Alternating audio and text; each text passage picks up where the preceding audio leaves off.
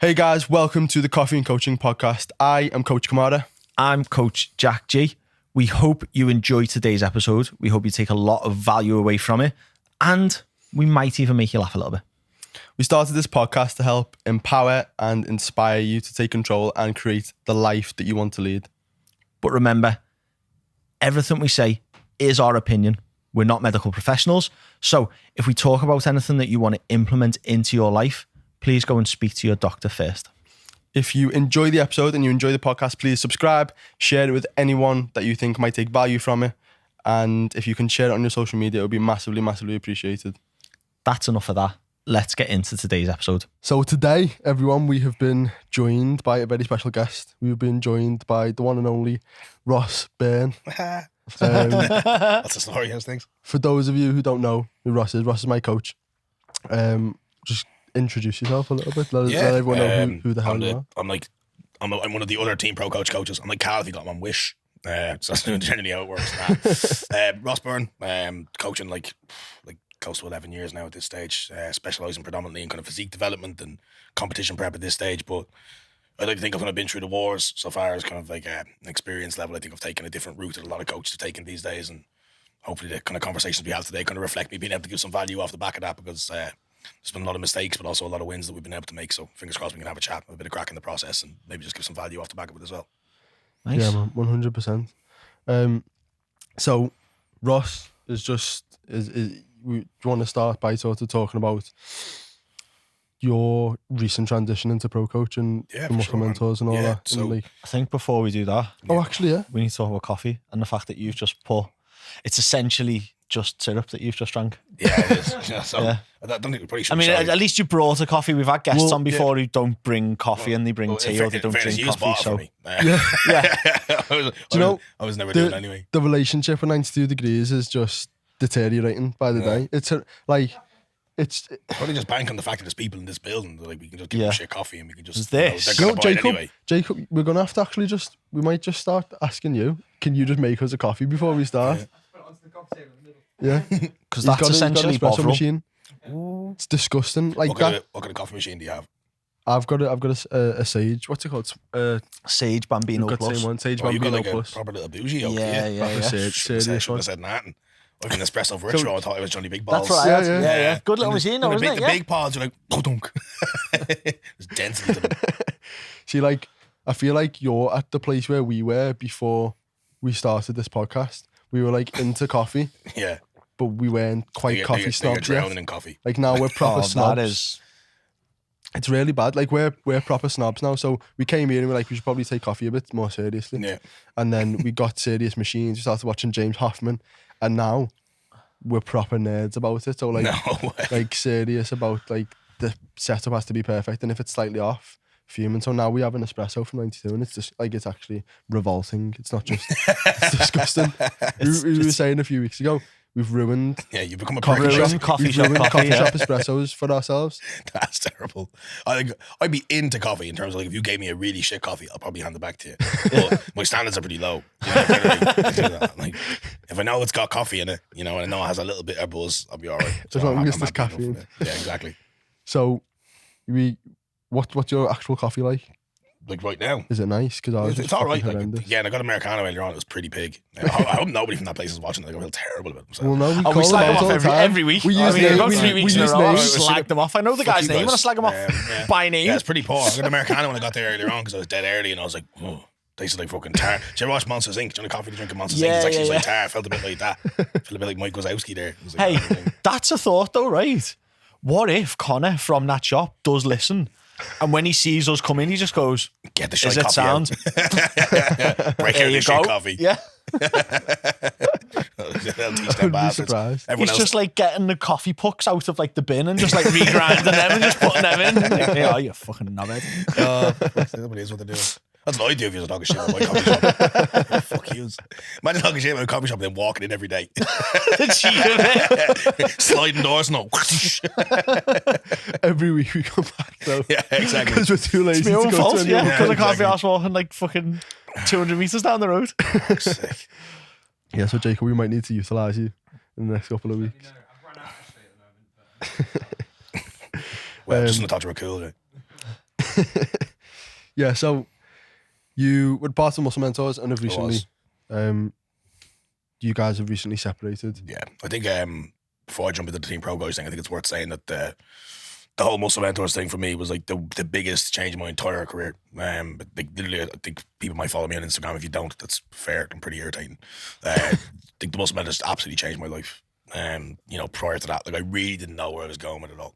I'd doing it for a long time, but that's like 7 or 8 years. I was kind of busting my ass, and like it was pure. It was almost like a pure passion project for that long. And there's probably things I could have done better as running the actual business part of it. But I just think a lot of it was being in Dublin and the exposure that you don't really get for knowing the things that you know over there. It's a very different culture over there as far as coaching and bodybuilding is concerned. It's very, very different. So I think I was very lucky that when COVID hit, I was fat, I was sick, I was depressed.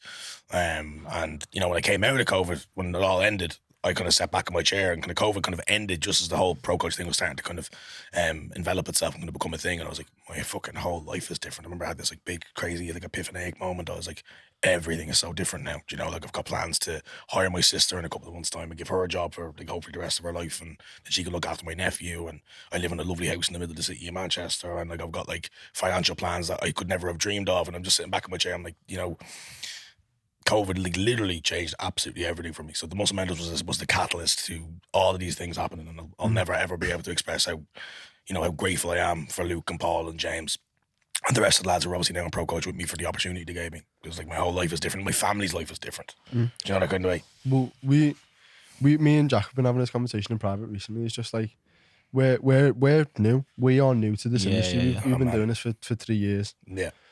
So we're still babies. Yeah. And like things are going probably as well as we could probably expect them to go at this stage.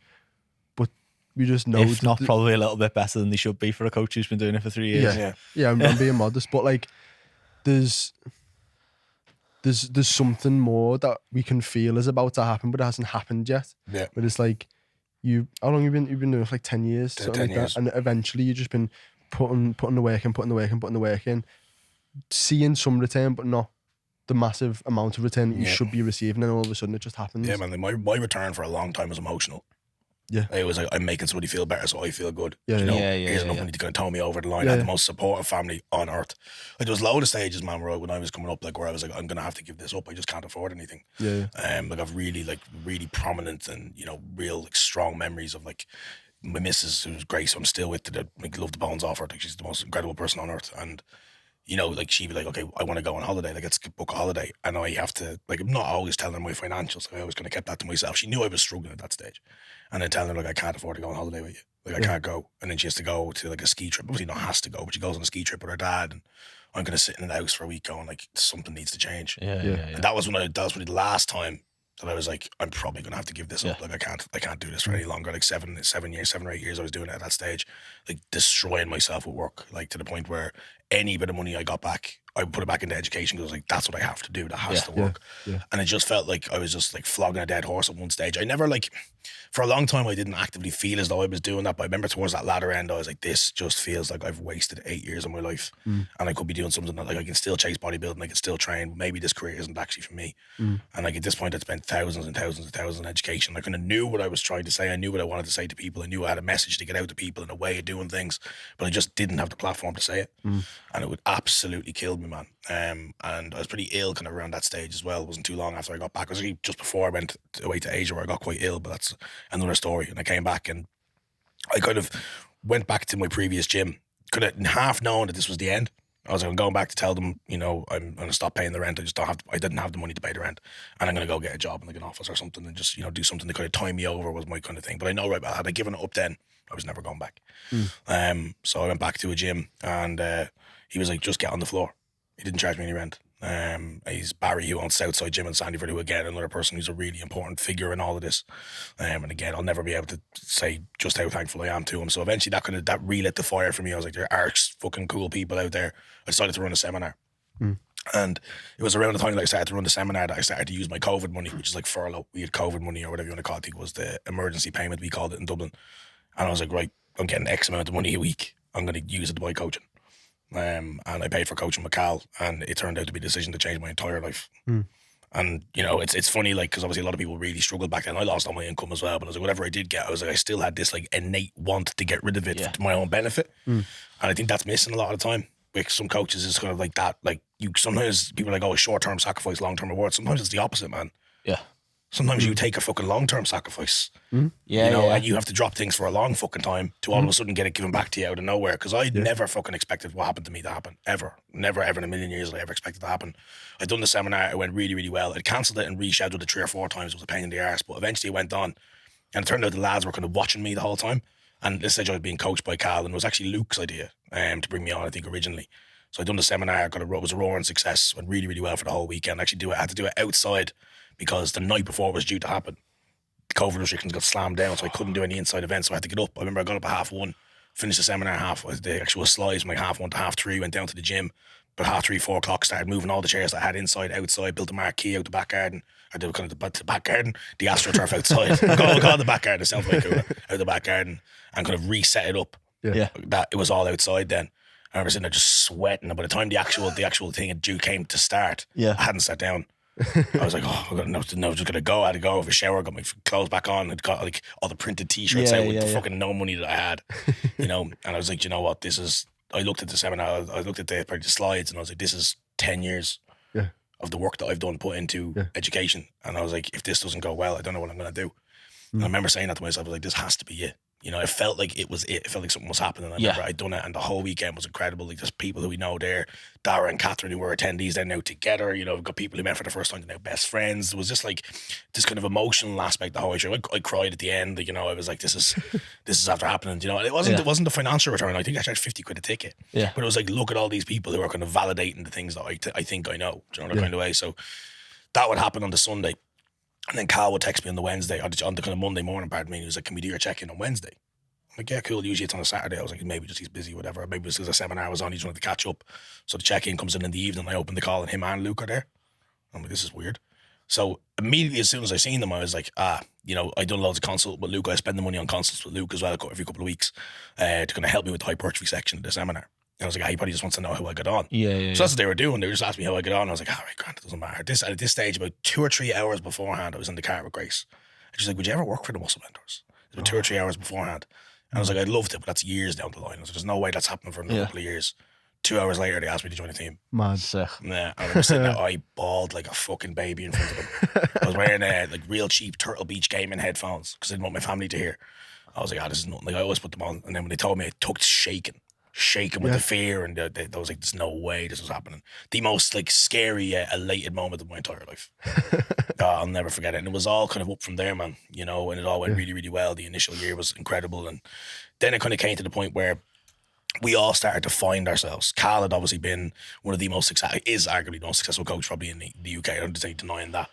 And he really started to find his footing with bodybuilding, and, you know, his results just started to reflect just how well he was doing. And at that point, I hadn't really specialised in terms of bodybuilding as a niche for me, but I just started to get more and more interested in it as I became more devoted to it myself. And then from there, obviously kind of having conversations with Cal, being quite wrapped up in his presence, I was like, this is the guy I want to emulate. And I have like zero problem with saying I want to emulate what Cal's done. Zero issue with that. I don't know, people are so afraid to say they want to do what someone else has done. You know, the kind of way they just say it. You know, why wouldn't you want to do what he's done when you're someone so passionate about it? So I'm very lucky that Cal's really taken me under his wing the entirety of the time.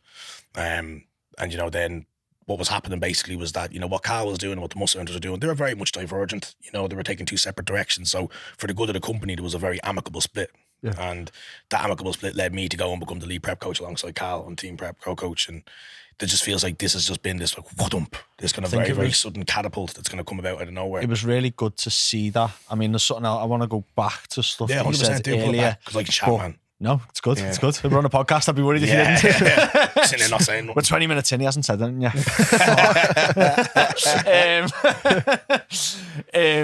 Like, I seen that split. Obviously, like, I've sort of stepped out of the bodybuilding world, but I still follow like the Muscle Mentors. I follow a lot of their content and stuff.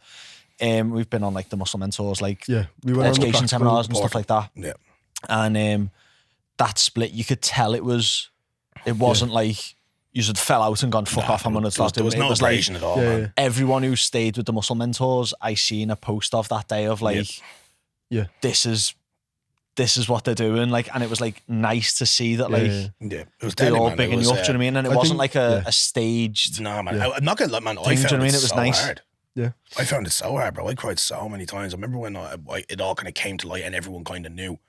I remember I was sitting there and they kind of we had a Thursday call that we had every single Thursday at 9:00, and like I'd already kind of known, and then we were all told. Everyone else was told, and as soon as that call kind of ended, I was like, I just went to this sort of like vicious bout of anxiety. I was like, what is about to happen here? Yeah. Because it's all I'd known for so long, and it's all I dreamed about for so long. Like in my head, this was the thing. This was going to be the thing that made me the person who I was going to be. And obviously at that point, like I knew Pro Coach was going to be just as powerful so far as its ability to like shuttle me forward. But I couldn't see it then. All I could see was myself leaving one thing and not walking towards another. Which I think is a really common thing as well. So at that stage, I remember I rang Paul. Anyone who doesn't know Paul Standell is, I talked to him earlier on, he's the most talented individual on the planet, man. He's just this incredibly smart, incredibly kind, unbelievably emotionally available person you'll ever meet in your whole life. He's just this exceptional talent. I was like, right, I need to have a call with Paul. He'll fix it. You know, bawling my eyes out. I was like, am I doing the right thing? And he kind of assured me I was doing the right thing and it was all going to go well. And I remember there was this kind of like cloud of like, is this going to be the thing that I want it to be? And it's not so much a cloud, but like I always have doubt, man. I always have doubt of like what I'm going to be able to do. And, you know, I think when people often tell me like, you're so lucky that you're working directly under Callum, which I am. I'm like literally nobody has the same access to potential to move forward that I do. Nobody, you know, and I think that's something that I kind of hold hand on heart. And like, you know, I'm very, very lucky in that respect. But there's also this kind of innate pressure that comes with it. I'm like, well, you're given this platform now. You better own it. You know, that kind of way. Like, you better do well because if not, you're a bitch, basically. You know, it's that kind of thing. So if you don't make this work, yeah, exactly. Like you know, then I can't make anything work. Do you know that kind of way? Because the person that you want to be like is literally in front of you. And they're calling. They're like telling you how to run this, how to become that person. You know, you literally have no excuse not to be fucking shit out of your job. You know, so that kind of started happening. But like other than that, man, I'm very much kind of settled and. You know, I've got a kind of this internal kind of peace with what's happening right now, which is nice, which I didn't have for a couple of weeks when I first started.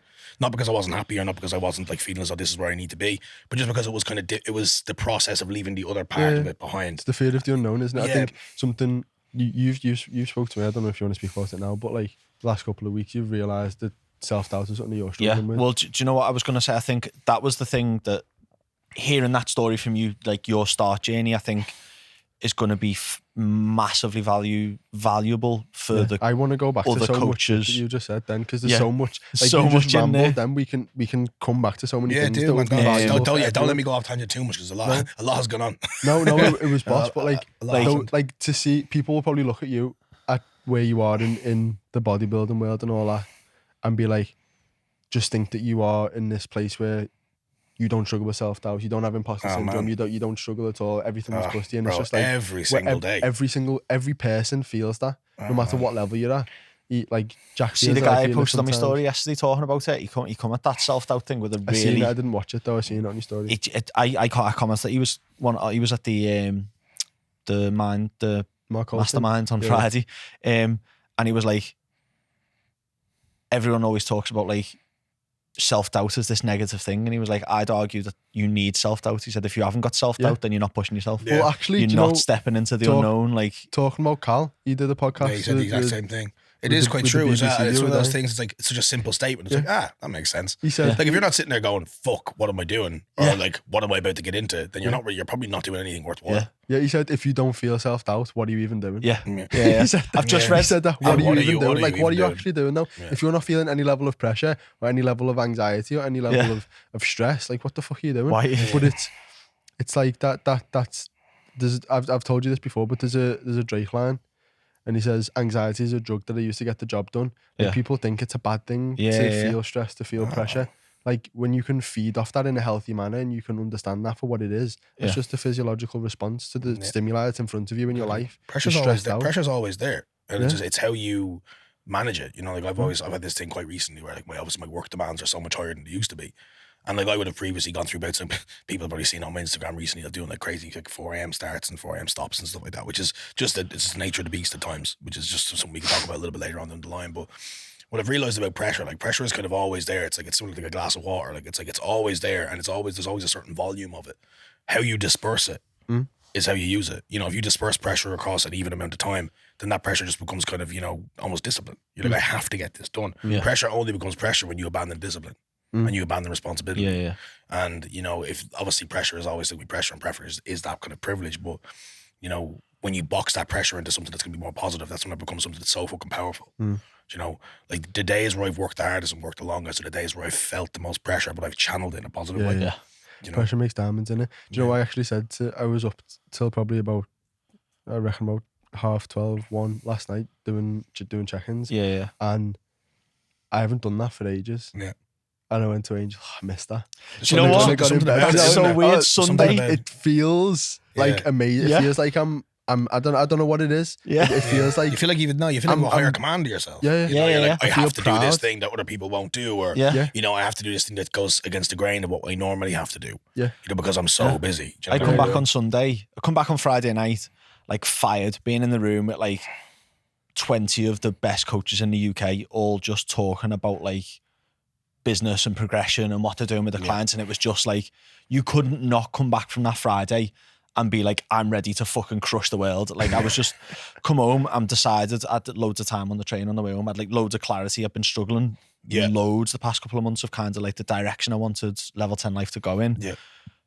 Spent the day in that room and was like, just come up with 3 questions in my head. I was like, that's what I want people to be able to answer. Boom, this is what I want. Well, tell everyone your questions. So I've nailed it down more. So I want to work, basically, essentially, because of the people that I work with and want to work with, is girls who go to the gym, kind of know what they're doing, like go in the gym, but like don't feel confident. So like if the gym's busy, fucks with the session.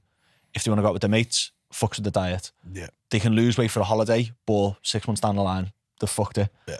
I want, one, for them to be able to walk in to a gym, busy peak time, walk up to the biggest cunt in there and go, how long have you got left on that squat rack?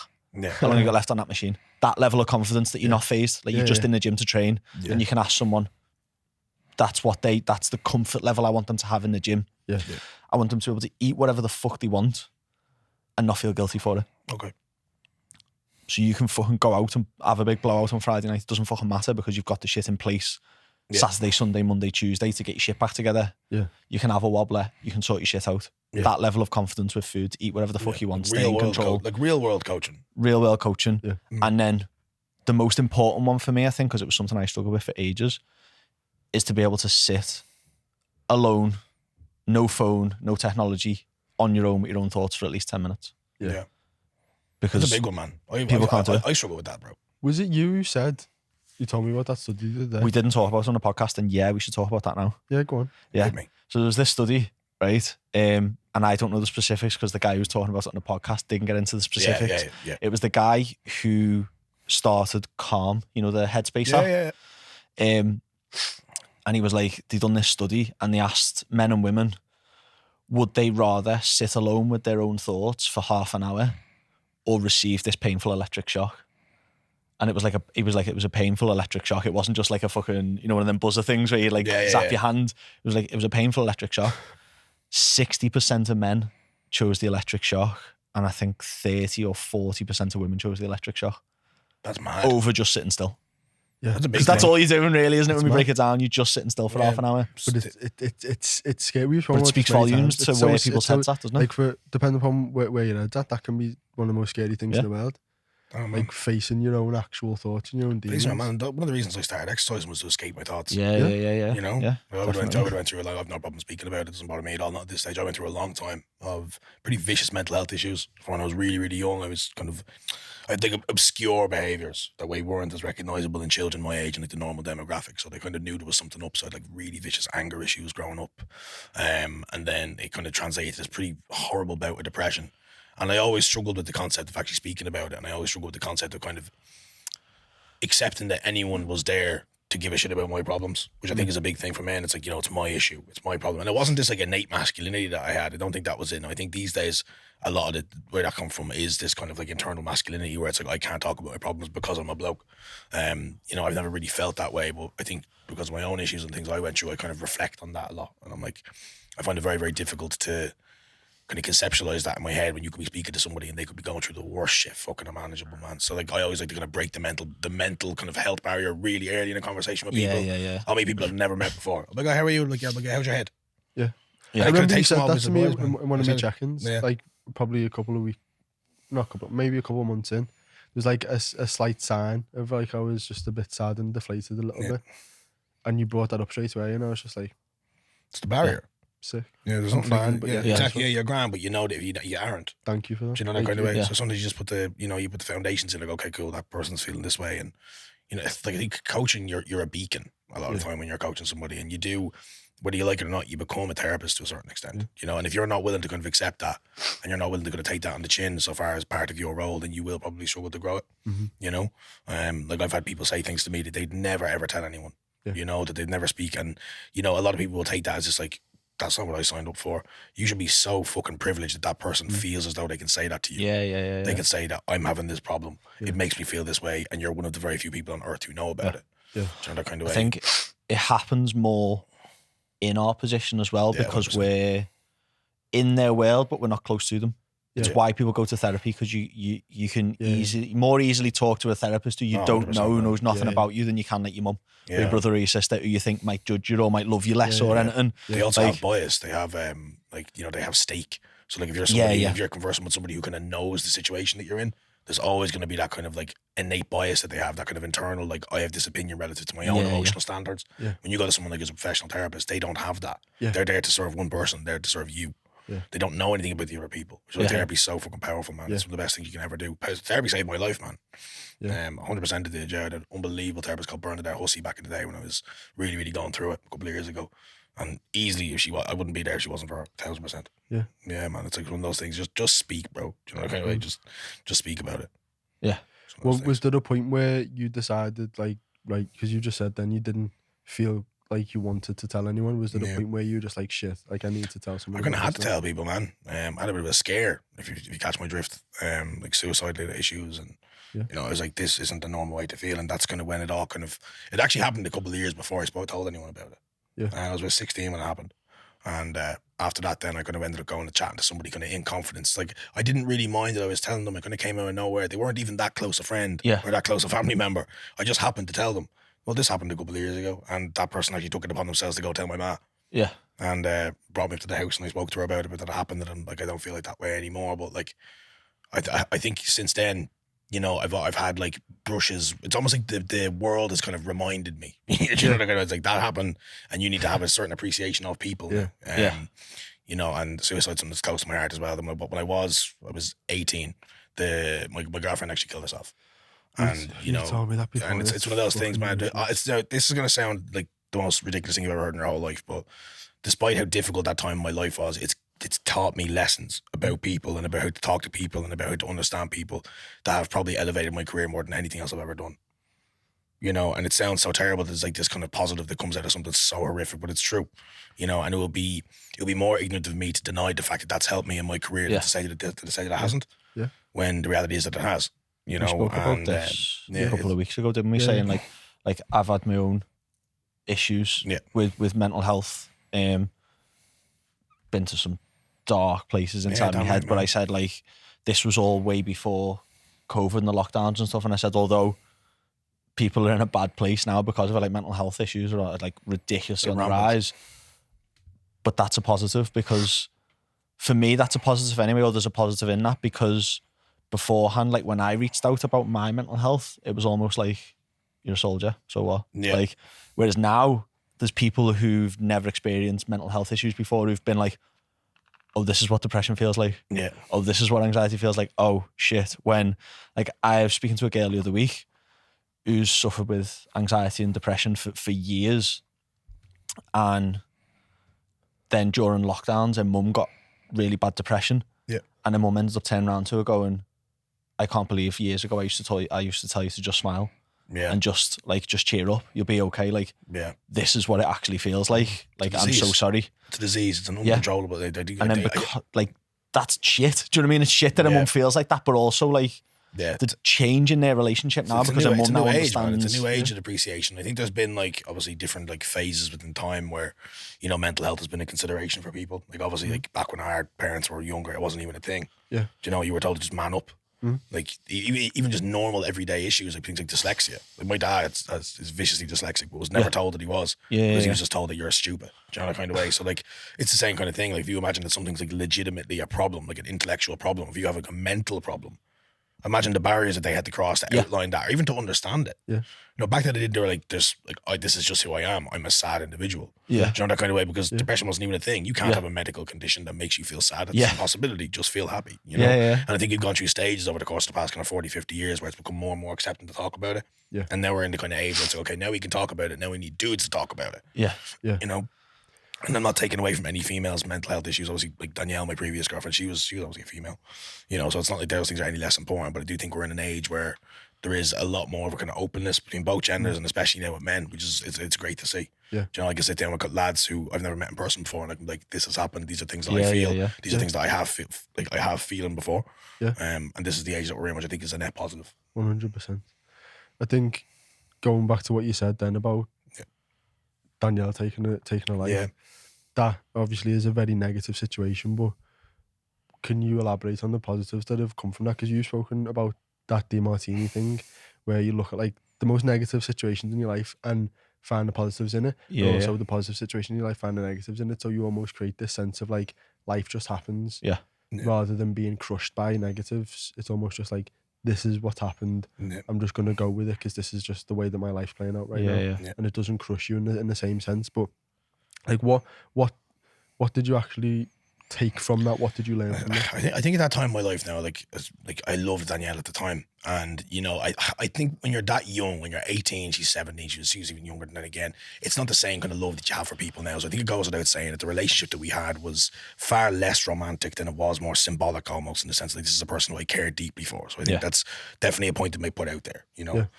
But I think because at that point in time, I was going through all of the shit that I had going on, I didn't actually know for the most part that these things were happening with her. So then when it happened, it was almost like this, she almost became this kind of symbol in my life. You know, this symbol of this is where it can go to if you don't get a hold of it. Yeah. You know, this is the kind of the things that people can be going through. You're not the only person on earth that has this shit happening. You know, and I've taken that with me, man, every single day. You know, and it's like there's this kind of like feeling that I have all the time of like when I meet someone, like if you show up to me and you are a prick to my face, and I'm like, this guy just seems very unfriendly, I can't take that at face value anymore. Yeah. There has to be something beyond that. And although that can be a hard thing to deal with as well, where you're always trying to find the best in people, or you're always trying to find the rationale behind people's behaviours, I think overall it's a net positive. But then what that's allowed me to do with coaching is to understand that the problems that people have could be so far beyond what they're actually telling you, or they could be obviously as severe as they want you to know. And you know, you learn to accept the fact that anyone can deal with these things.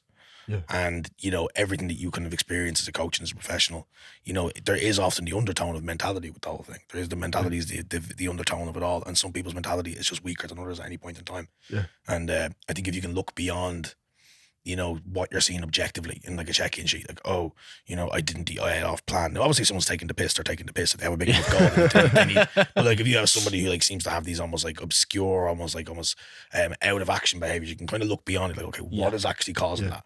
You know, okay, it's extra 100 calories, it's less steps, it's not training for 4 or 5 days of the week. There's something, look, what is going on there? Yeah. And I have the propensity and the kind of the comfortability now to speak to somebody at a level that just breaks that mental health barrier straight away. Like, are you okay? Yeah. Like, are you actually okay? Sitting in the corner of a Loom video asking them, how is your head?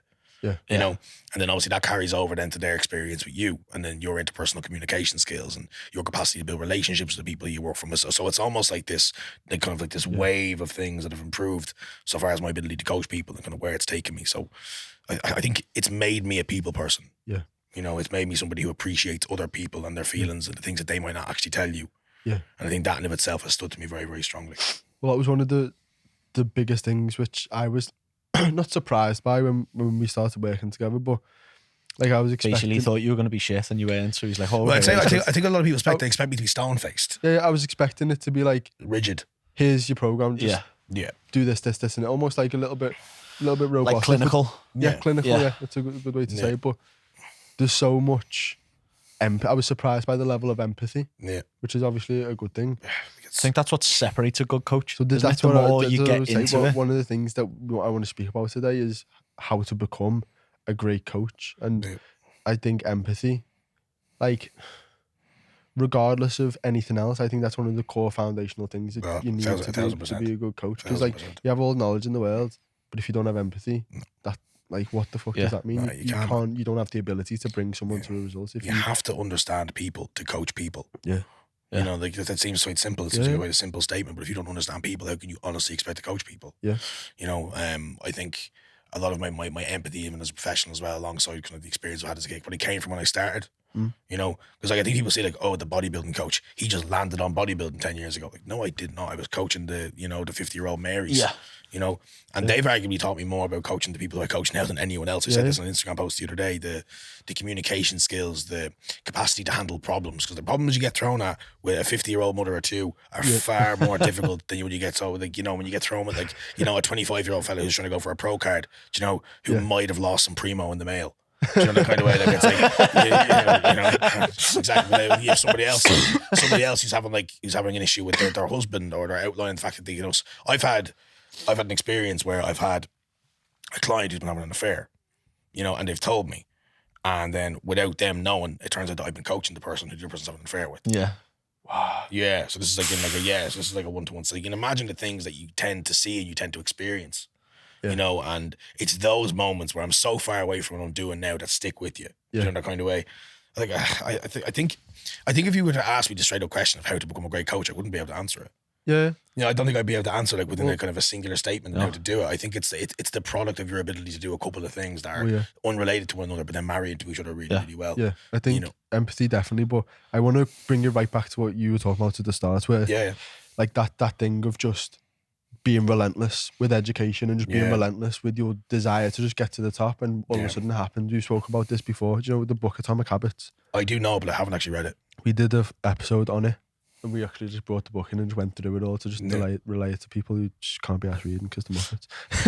I'm not going to laugh. I'm one of those Muppets. So I'd much rather do check-ins. So one of the things that he talks about is the theory of latent potential, which is basically the analogy that he gives in the book is if you have an ice cube and you heat it up, so say the room's 25 degrees, heat it up to 26, nothing happens, 27, nothing happens, 28, nothing happens, all the way up to 31 degrees. As soon as it gets to 31 degrees, it starts melting. Yeah. But all of that progression from 26 to 27 to 28 wasn't wasted. It was just along the path. You had to go through that period and that change in temperature, even though nothing happened there and then. You had to go through that to get to the 31 degrees. Yeah. But a lot of people will get to 27 and stop because nothing's happening. Yeah. Well, I am the ice cube. That's pretty, NWA. Nah, like it really is like that. Yeah. I think I've said before, you don't realize it's happening until it does. Yeah. You really, really don't realize it's happening. And that relentless work is probably the product that's allowed me to move more forward than anything else. No, don't get me wrong. I wasn't saying like, I am always going to make it. I did not think about that all the time. Like I told you, that there was that stage in my life where I was like, I have to give this up. Yeah. Like, I can't sustain this. I'm getting old. What was it that caused you, even in that headspace where you're like, oh, this is just not working, to still have that relentlessness? My ma. Yeah? Yeah. My ma, I remember I said, my ma's name's Cleona. She's like the ultimate Irish mammy. But she's also, my parents in general, are the most supportive people on earth. I don't come from a really well-off background. So come from a council estate, really, really busy house, really, really busy. Can we use that title? Can we use that title today as well? Might have already been used. From council estate to pro coach. From council estate to pro coach, just like change the name. But I am from council estate in the middle of Stepaside. Like, it's a really, really small village in Dublin. It's a bit bigger now than it was when I was a kid. So, like, I'm not. There was a general trend of where people tend to go where I was from. It's into the trades, it's working in the pub, it's going and doing the. That's the mic, just completely the wobble mic. Off. That's the one that has to be at the certain angle for it to stay up. That's the wobble mic. That's this. I think everyone's paying attention to the wobble mic. You're going to have to just stand there and hold that. Nice one. There we go. All right, nailed it. Yeah, so I think kind of, I never really found myself being able to kind of confide in normal career paths. Yeah. A lot of my mates and my family would have worked in like just normal office. They're super happy with that. That's another thing, by the way. If you're happy doing your quote unquote normal job, please just keep doing your normal job. Don't feel as though you have to be this like hyper successful individual. Nobody has to be that. Like, a lot of my friends are very, very happy to do their thing, and they have different things in their life to give them value. Some of my friends have kids. Some of my friends have jobs that, you know, like we wouldn't maybe consider like anything along a part of what we're doing, but they love their job. So, you know, there was a kind of directional path that most people took where I was from, relatively small town ideas, but a lovely, lovely place to grow up. I loved where I'm from. I'm very patriotic about where I'm from. But everyone kind of went on a similar path to a certain extent because that's what they wanted to do. That's what they knew. I never fully was able to conform to this idea of just kind of coasting through and kind of seeing where I ended up, you know. And again, that's not to offend anyone, but I just always said to myself, I was like, I don't think I could ever work for anyone. Yeah, I don't think I can do that. And I have worked for people in the past. I've worked in bars, I've worked in pubs, I've worked in shops, I've worked everywhere. And I always knew that this isn't for me, man. You know, this isn't for me. Like, I have to do something more. You know, and originally I wanted to be a teacher. Yeah. Originally I wanted to be an English and history teacher and, you know, do my final exams. That's kind of what I had down to go and do. Now, you know, the issue with Danielle happened and I ended up not really doing the exams in the end. I also got the shit kicked out of me a couple of days before. It was a dumpster fire. But I ended up going and doing personal training just kind of to tie me over. Because about 2 or 3 weeks into it, I was like, so this is the thing that I wanted. Yeah. That's what it was, man, because I realized I didn't want to teach people, I wanted to help people. You know, and that's another thing. If you want to be good, you have to want to help people. Yeah. You have to be able to put them before you put yourself, put them before you. Yeah. You know, and that's something that a lot of people aren't willing to do because the busier you get, the more you have to do that. Well, I think there's a narrative, especially when you see like online coaches who are making like 40 grand a month or something. It's just like, oh shit, I'll become an online coach. I'll make loads of money. I'll sit on my laptop and just chill. And it's just like, first of all, it's not like that. No, it's not at all. It's not like that at all. It's like it's an office job you do from the spare room. Yeah. And especially like when you speak to a coach, than you think it would be. You speak to a coach who's doing like 40, 50 grand months, they're not sat still. They're not just sat on the laptop at home. Yeah, like coasting through it. Yeah, you know? No, it's like you almost don't realise like what that entails. Yeah. It's like, oh, you like going to the gym? Yeah, forget about it. You might have to think about that. Oh, you like going out on the weekend? Maybe not for the first couple of years. But I think that was really good what you said before about like, for the first like 7 or 8 years, you were fucking grinding, and I and feeling like it's not getting anywhere. And I think there's coaches listening to this. When I loved it, I fucking loved it. I was sitting in the gym. I was like, no one knows who I am. Let's go. Yeah, that's what it was, man. I have this. Like ultimately, man, and I have no problem saying this. I think now I have more confidence in saying than I ever have. Ultimately, I want to be one of the best in the world at this. Yeah. You know, and that's something I can say, and there's no part of me that goes that like, well, I'm not telling the truth there. Ultimately, I want to be the best in the world at this, and I think I always had that feeling in the back of my head, like that's where I want to go with it. Yeah. Not because I have this old uber competitiveness about me, but I've just been like, I've never really been able to, up until like a couple of years ago, kind of when I found bodybuilding, man, when I found training in general, I never had any real self-confidence, at least in my ability to do anything long term. And ever since I started, I kind of have this better ability for me to kind of rationalize myself, like that I'm capable. Yeah. You know, and like I said, like ultimately, I want to be the best in the world at this. Yeah. And I don't plan on stopping until I am. Yeah. And like wherever I end up in the pursuit of being the best, I'm probably going to be somewhere. Yeah. You know, that kind of way. And like that's because that's what it is, man. Like I'm the wolf at the bottom of the hill. Yeah. Starving. That's what it is, man. It's just you have to be fucking. You have to want it. Yeah. You have to, and like you have to do. It's not easy. People need to stop thinking that coaching is an easy job. It's incredibly difficult. Like it's not. You have to manage your day around other people, and you have to prioritize other people over yourself a lot of the time. And if you're not willing to kind of take that hit, then you will probably struggle to really give yourself everything that you want out of your life. Yeah, there will always be that kind of missing link. Yeah, you know, because like it's not hard to get the bodybuilding space. Like it's not hard to prep somebody. Eat less. Oh, I'm still fat. Oh, eat less. Oh, next week I'm still a bit fat. Oh, move more, you know. It's like it's very fucking easy, and you just do that until they're shredded. Yeah, you know. But to coach somebody, to be a bodybuilding coach, to be a coach is a difficult job. You know, because you could be somebody who sells coaching, or you can be a coach who happens to sell what they do. Yeah, you know, and that's the reality. Is like if your value, if you're kind of putting the profit before the people rather than the people before the profit, that's when you're always going to struggle to hit and maximize your potential. Yeah, 100%. Like we always joke, it's like it's so easy to get someone shredded if they just do. So easy. Like if you could just lay out a plan and just say do that, and you had a robot and they just did it. The process is fucking simple. But life isn't that. But life isn't, and that's what separates. That's why, like, I don't mind if anyone watching this wants to go on my Instagram and click the link on my bio and click how to add 10 pounds of muscle for free. Click it. There's literally everything that is in my brain you have access to. It's free. Yeah. How to add 10 pounds of muscle. If you do everything in it, you'll gain 10 pounds of muscle. No doubt. You just literally do it. It's free. but you can go and get it and you won't do it because Exactly. it's not about the information. You can have all the information in the world, but you haven't got the capacity, or well, I mean, you could, depending on where you're at, but like you haven't got the capacity likely that is required to be able to go and follow through with that. Well, better way to put it, right? So I've got something similar. Like a free guide you can go and download. I could see the clock ticking. Did you see it? Should I shameless plug? What's that thing that I have? What's that thing called that I have? I'm not even gonna. It's not a shameless plug, right? Because it's actually something that I've done last night on exactly that. Is like kind of what you said, where you just jump in and call people's bullshit in a helpful way. It's not me just going. Yeah, you can't tell people off. Man. No, like it's just calling people out in a way to help them. No, you know, because I've had clients in the past that have come from other coaches, and like one of the reasons that he came to me is like, well, I did this and he said this, and I was like, the most ridiculous thing I've ever heard in my entire life. Yeah, because what's done is done. Yeah. Imagine I sit there and I had somebody who's 2 or 3 weeks out from a show and they've had a binge and it's done, and I'm like, okay, here's this emotionally fragile, really peeled individual with a massive bout on the line and something that they really, really want. What am I going to do in this situation? I know what I'm going to do. Make you feel way worse. Yeah.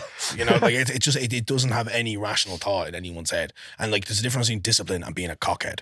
Yeah. There's a difference. And what I would say and how I would orientate, I was like, right, well, it's done. We need to understand that was not a wise thing to do. Yeah. But at the end of the day, it is done, and all we have that's left of us, all that we have left is what's ahead of us. Mm-hmm. And that's the difference in terms of actually coaching somebody and then, you know, almost using somebody, man. Like you have to understand that you're there to coach people. Your job is to solve problems. Yeah. You've been presented with a problem. Yeah. Fucking solve it. You know, do your best to solve it. If that person then has to go and bury themselves with 2 hours of cardio, then that's what they have to do. Yeah. You know, like I'm not like, again, this is like a slightly off tangent topic. I think a lot of the time people kind of see, potentially when the Muscle Mentors was on the name, there's this kind of like softer approach to things. And don't get me wrong, I'm trying to keep everyone as healthy as I possibly can, but you'll be able to attest to that as well. But when it's time to do something that you need to do to achieve something that you never have before, you know, the truth's in the name, you're going to have to work for it. Yeah. You know, and like we can be as soft and we can be as pleasant as we want, but a lot of the time soft and pleasant isn't going to get the job done. Yeah. You know, which is similar to your coaching, which is one of the reasons I'm saying it. If you're a coach and you want to go and you want to do something you've never done before, coach people who you know are the upper echelon of clientele, you better be willing to do the shit that you've never done. Yeah. And sit in your computer till 4:30 in the morning like I have to do sometimes, or like you have to do sometimes. You just have to be willing to do it. And if you're not willing to do it, which doesn't mean you're always going to have to. Yeah. But if you're listening to this and you're saying, if I had to stay up till 4:30 in the morning doing check-ins, would I do it? Yeah. And if the answer that you're saying to yourself is no, then you know, you need to kind of reframe what it is that you're trying to achieve. Yeah. I'm not saying you're going to have to do it. You could be someone like who's not like me and be uber organized. Mm-hmm. When your to-do list is check-ins, you know, it's very easy to get lost in the fact that like, oh, what do I have to do today? Check-ins. It's that kind of thing. It's that meme, you know, look at all these chickens. You know? Look at all these check-ins. You know, it's like, it's that kind of thing. So, you know, I have faults as well though, man. Like, you know, like I think, I could sit here in front of these cameras and pretend I'm like uber organized, super on the ball all the time. The reality is I'm not. You know, there are some days where I slip it and I fuck it sometimes, you know, kind of way, and I find myself on the back finger. Which is, again, I think I struggle to see myself as the people that other people tell me other people see me as. That sounds so random. But you know, people might look at me as like, he's the science bodybuilder, big guy, super organized, trains hard. I'm like, I'm Ross Byrne. Because obviously that sounds so stupid, but that's kind of how I see myself. So I think when people speak to me at times, like I'm only really getting used to people being I don't want to say fans, but like appreciative of what I do. I hate the word fan. It's weird. Like I'm not. Don't be a fan of me. I've done things that I shouldn't do. You don't want to be a fan of me. You know, you know, just don't open the utility. Do you know that kind of way? But like, it's a case of understanding that I really struggle with that. Yeah, and I think I struggle with it because I'm like, I'm not. I don't know if I'm the guy you think I am. Yeah. And I probably am, but I think the way I'm looking at it and what they're viewing me as, like, I really struggle with that. Like we all in the higher upper echelons of coaching, if that's where you want to put us, we all have bad days. Yeah. You know, if you think that the coaches that you look up to, be that me, be that Callum, be that whoever it's going to be, are just having consistent good days all the time, every single day, then you're kidding yourself. Yeah. You know, I'm not getting up like that fucking Mickey Mouse thing. It's like just fucking got on my way to the laptop. Like, it's not, sometimes I'm like, I am absolutely bollocksed. Yeah. You know, and I've got to get through 25, 30 check-ins and be on my fucking A game because everyone is paying me money to be on my A game. Yeah. Something I wrote about coming back on Friday, because it was something we spoke about on Friday, was like one of the guys, like some of the guys there are like busy. So like George, who got up and spoke, has got like a team of like 8 coaches that works for him. Like, I think he's got like 250, 280 clients, 280 clients at the minute. And he was like, he was like, for the last last 12 months, I was in the business, like didn't go on holiday, didn't go anywhere, Yeah. and he was like, but I chose that. Like and we were saying it's a choice, it's man. the pain you choose, because everything you're going to suffer no matter what you choose. Yeah, no exactly. matter what choice you make. Like, but it's about choosing. I heard a really, really good point the other day. Okay, I'm willing to suffer. Yeah, sorry, The 4 o'clock in the morning work. Yeah, because this is what I want. Yeah. I'm willing to suffer fucking 2 hours on the stepper and fucking 800 calories this week because I want to fucking get peeled on stage. It's like I'm willing to suffer for that. It is. You have to own it. You have to like this is what I have to do. Do you know? Like I know what I want from coaching. Do you know? And I know I'm going to get to a point where I can't do anything else. I have fully accepted that. I really have. I genuinely have, because it's all I think about. Yeah. Whether I'm passively thinking about it or constantly, it's all I think about. I'm like, okay, what's next? Yeah. You know, because I get this incredible feeling, man. I get an athlete in front of me. I'm like, right, I am responsible for this guy's success, and I'm like, fucking go. Because I find myself in this position where, like, no, don't get me wrong, I waver between each mindset. Like right now, right, let's look at one hand of describing my situation. You know, I'm the new lead prep coach for Team Pro Coach. I'm working under Callum Raystrick. You know, I've got kind of 10 years of experience and all the basis of knowledge that I need to start creating really, really high level physiques and high level pro card achieving physiques, and I've got everything I need, you know, to be able to do that. Deadly. On the other hand, Jesus Christ, I'm the lead prep on Team Pro Coach. I'm working under Callum Raystrick, and now all these people are relying on me to do something. You know, I work on both sides of those coins all the fucking time, man. And, you know, both of those things can be a positive. You know, the pressure that I feel like, so I've got 1 or 2 guys in over the next few weeks who, on one side, I've got a client called Sid. He's Australian, and he's looking to go for pro qualifiers this year, or at least relatively soon. I have this incredible pressure on my head. I'm like, I am responsible for whether he gets this or not, because he's built impeccably well. You know, there's no reason that the structure can't get him there, and now it's my job to do the things that are in my control to get him there. That's one side of the pressure. And then the other side of the pressure and the coaching responsibility, you might, if you're somebody who's aspiring to be a bodybuilding coach, that you might have to be met, is the problem I was met with a client, Michael, the other day, where I told him that he's not prepping for the show anymore because he's not going to be good enough. You know, at 4 weeks out, I told him that. Yeah. 4 weeks out, I had to tell him that, because you just fucking good and the bad in this game, man. And you sometimes have to do things that are really difficult. I remember sitting back in my chair, and he came to me. I knew he had a really short time to prep. He had a really, really short time to prep. He had a very, very little window of time, but he wanted to get it done predominantly for like his business and himself to show that he could do it. You know, Michael's very aware. He might be watching this. Michael's very aware that his physique at this point in time, it's not overall winning physique. It's not a class winning physique right now. So what I would have had to do to get him to a point that he was ready would have absolutely buried and would bury anyone. Like, we're talking like sub 1,000 calories, 2 or 3 hours of cardio a day to get him ready. Yeah. And I just said to myself, for him to do that and to get the experience that I want him to get out of this, to maybe bag a top 6 in a novice class, not worth it. It's not worth it. And this is where you need to start looking at the athletes for the shit that they don't want to do sometimes. Yeah. The things that's going to break their fucking heart to hear. Yeah. And he was heartbroken.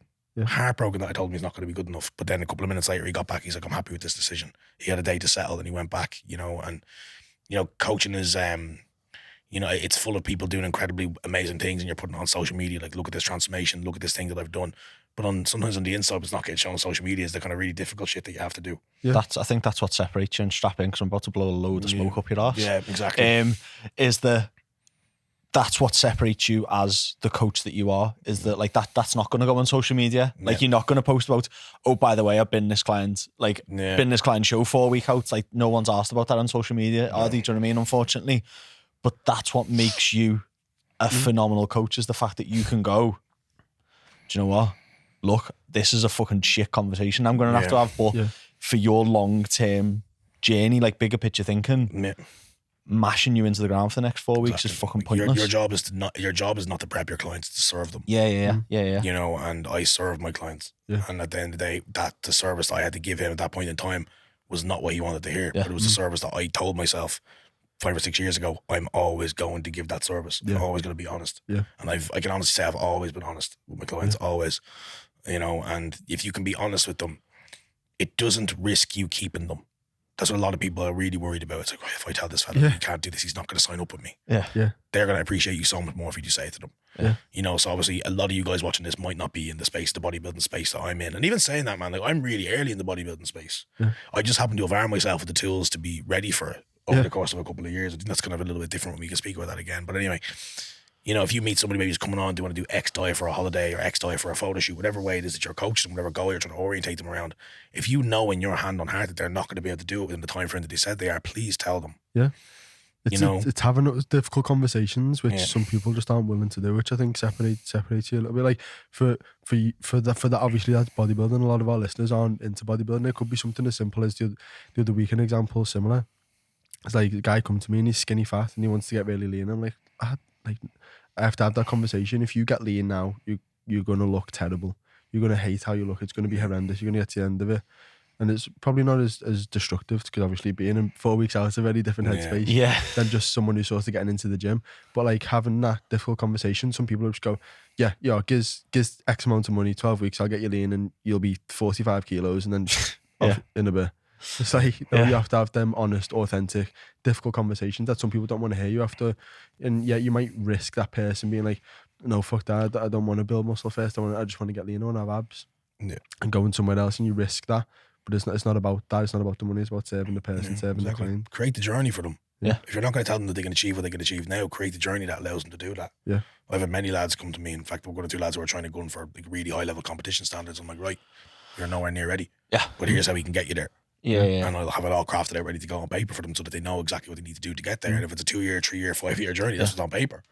You know, so I said to my clients, like I had a guy come to me, and in the consultation, he was like, I want to step on stage. And I was like, right, okay, I'm not your guy.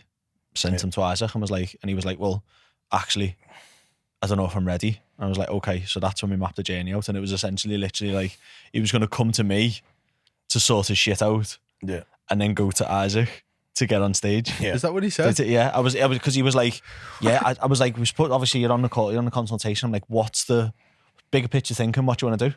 Yeah. If you make it happen now like that, what would you want to do? And he's like, I want to step on stage. I was like, okay, sound. Well, let's start with like a photo shoot. Let's get you in like stepping stones. And he was like, oh, I don't think I'm ready for that. I was like, because all the way through, I was like, this consultation, I was like, this isn't the client for me. Like, this isn't what I do. This isn't who I work with. You can feel it. And said, look, showed him your page, showed him your Instagram, showed him the people you work with, and was like, this is the guy, telling you, this is the guy for you. And he was like, well, actually, now that you say that, because I mapped out the journey of what that would involve to get you from here to there. He was like, actually, I'm probably not ready for that. I was like, okay, so what are you ready for? Had that conversation. He was like, okay, yeah, you probably are in the headspace where I need to work with you for a little bit first. Yeah, it's realism, man. You gotta be able to be realistic with people's goals and what they think and how they orientate themselves. And it's something that like, I wasn't always like, I am honest, you know, the kind of way I get. I think it's similar to, it's that's kind of overarching message again for me, that whenever I speak about coaching and kind of go where I am, it wasn't always like that. You know, it wasn't always like, I am going to take over the world. Again, for a long time, it was like, am I going to be able to do this? Yeah. You know, and it still does get like that soon. Like, you know, and so I'm like, here's all this opportunity. Like, I have all this ridiculous opportunity in front of me. And I think other people might come onto this podcast and speak as if they're already there. I'm nowhere fucking near it yet. You know, I'm not. And this is the reality of it, is I'm nowhere near where I want to be. And I have this, like, what I feel like is happening now, it's kind of like, I'm like a fucking primordial coaching ping pong table. Yeah, not ping pong, fucking, what's that thing? The pinball, is that? Pinball, and someone just has me loaded there. And they're just waiting. Yeah. And it's going to happen now, and eventually something's going to happen, and I need to be ready for it. Yeah. But right, if it happened now, I wouldn't be ready for it. Yeah. To be honest with you. Yeah. I'd be totally honest with you. Like, the things that I need to have in place for me to work at the capacity that I want to be able to work at, I don't mentally have that in me yet. Yeah. I don't. Like this, you know, what a bitch. You know, I genuinely don't. I'm not ready for that yet. I know that I want it, and I know that mentally I'm ready to work towards that. But, you know, working for that level of clientele and for that volume of clientele is so much more difficult than people could ever fathom it is. Yeah. You know, a lot of people who are listening to this who maybe are online coaches, maybe you're dealing with anywhere between 15 to 25, 35, 40 people. You know, like, you have to imagine what it's like to deal with 120 plus people. Yeah. You know, that kind of way. And like, they all are individuals. Mm-hmm. Every single one of them is a human being. Not one of them is like a robot that you can just say what to do. Even though some coaches like to treat their clients as like robots. Yeah. You can behave like a robot all you want. It doesn't change the fact you're human. It doesn't. It doesn't. That's what it is. People are like, oh, I'm a robot. No, you're not. You're a bloke. You know, that's the reality of it. And it's like, yeah, you can behave like a robot and you can act like a robot. And the more willing you are to do that for the longest period of time, the more likely you are to get to your goal. Yeah. But it doesn't stop you lying in bed at night dealing with the things that you deal with in your head. Because you don't switch yourself off like a robot does. Yeah. You know, that kind of way. And you need to start looking at your clientele like that. Yeah. And I think until you can do that, and I think until you can work at that capacity, that mental capacity, in terms of looking at people like humans rather than like numbers, I think a lot of people will always struggle to deal with high client numbers and a retention rate and a churn rate. You know, because I think what happens is if you start looking at people as numbers, they will be numbers. Yeah. You know, but if you start looking at them as people, you can start looking at the fact that you're handling more people, not handling more numbers. Yeah. Do you ever see people going, "Oh, what numbers are you at now?" Yeah. Like, you mean how many clients do I have? Or how many human beings are giving me their hard money to give them a service? Because I think I have these kind of these almost like these kind of primal attitudes around coaching because I've been doing it for so long. I started like the Poliquin era. You know, anyone who's watching this knows Charles Poliquin. You know, you're probably a little bit older than me. I'd say, like, I was very lucky to be exposed to some really high level coaches and kind of seminars and education that like people my age just didn't get access to. I kind of fell into it. I was like 19, sitting in a gym. I was like at a Poliquin seminar, or I was going on and just like, geez, I hope nobody from Poliquin is listening to this, just going and just like literally just pirating all the slides. I just find them illegal download links and just emailing people who've been at it. I was, can you send them over to me there, please? And they're like, oh, what's it for? I'm like, oh, I was over there, I lost mine. I was like, $2,000 slides, thank you very much. My inner shy bag coming out. You know, I still have the slides to this day. I still have them on my computer. I wouldn't teach anything on it, to be honest with you. But like, you know, I think because of the starting point that I had and kind of what era it was, which was the big kind of private PT era of the fitness industry, which is kind of before online coaching kind of became a thing. I think I kind of learned the rawness of coaching, you know, where it is quite raw and it can be. And I worked for people who were just horrible bastards. Same. And obviously, they just weren't cool people. They just weren't nice people. They didn't have, the first guy I ever worked for turned out to be one of the most horrible people. To this day, one of the most horrible people I've met in my entire life as a person. Just not a cool human. I'm not going to mention his name, but I do hope he's watching this. So like this thing was like, you know, slandering me for tax. Like I didn't know what a personal trainer gets paid. That's funny, man. Like I was so enveloped in being like smart that I didn't look into how much personal trainers get paid. When I left my course, I was like, I have no idea what I was supposed to get paid. You could have told me it was a $5 an hour for PT. I'd be like, yeah, I agree. And that's what he paid me. Well, we were getting, you were getting paid a bit more than me, but we both started off at the same place that we don't name because we hate the guy so much. It's very similar. So we don't name the gym. But there was different tiers. So I was a tier 1 because I was completely fresh. You've been doing it for like a year in the army. So we went straight into the tier 2. I was getting paid like, it was like £7 a session. Yeah, I was getting paid like a $5 an hour for 75 hours of work a week. Do you know what? I just want to. Yeah, I was starting at 5:30 and finishing at 9 o'clock. 5 to 6 days a week. Well, that's what I was probably finishing because of 7, 8, but like ridiculous. Just in all day, ridiculous. This is sort of kind of the thing that I'm having a conversation with Rach about now. So my partner has just started PT and she worked with me online initially, and then was like, okay, I want to do this full time, and started. Okay, unreal. Needed to get in the gym. You've got to do some hours on the gym floor. You've just got to. Yeah. And it's what I'm like stressing to her at the minute is like, you go into it, she's in JD, everyone in JD charges X amount per hour. And I'm like, you can't undercut them. So what? So what if that's what they want to choose to charge? Like, that's not, there isn't like an industry price. No. You're just choosing to charge the same thing that everyone else around you's charging. And I was like, what I'm trying to say to her is, and I mean, like, I've only been doing it, 3-ish years maybe properly, like as a legit business. The charge whatever the fuck you want. Like, we've got all the systems in place. I've spent 3 years putting all of this in place. Yeah, you've been a PT since the start of December in a gym, but you've got the systems, you've got the knowledge, you've got the, like, everything behind the scenes. That means you don't need to charge. Don't be afraid to charge what you're worth, man. There's people who are absolutely cat at this fucking job. You know, and they're charging absolutely preposterous money. Because they're able to sell it. You know? But like I would have spent a long time like undercharging myself to a certain extent. Also, zero idea on how to run money. Do you know, like how to understand? I was like, what the fuck is this? I was like, just like envelopes just full of 50 quid notes. I was like, I'm Johnny Big Balls. I'd be just gone the next day. You know, just like it just looks so stupid. Just envelopes with my name on it, just doing bank transfers, the money coming in from everywhere. And I was like, looking at it, I was like, where is all this going?